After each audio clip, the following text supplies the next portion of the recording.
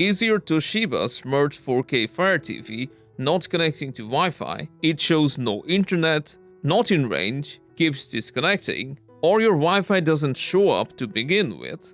Don't worry. Follow these easy solutions to fix your Toshiba Fire TV that won't connect to Wi-Fi. When Wi-Fi isn't working, the very first thing you should try is cold booting both your TV and your Wi-Fi router. To do this, unplug them from power, then wait for at least 5 minutes and plug them back in. After the restart, in case it worked before but has stopped working suddenly, then you can also try forgetting the Wi-Fi by going to Network Settings.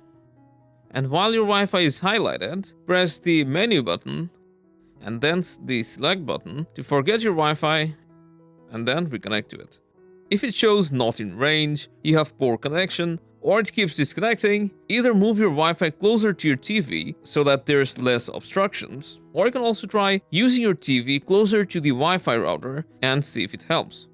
If it remains the same and your router supports dual bands, then you can try switching between 2.4G and 5G and see if the other one works. If they don't, try connecting to an entirely new Wi-Fi network or mobile hotspot. If it works on other networks, then your Wi-Fi network may need reconfiguration or a restore. You can do it on your own. If you need help with that, you can contact your ISP. Also, in some cases, if your router is an older model, it won't work with a lot of new TVs, which we have faced ourselves.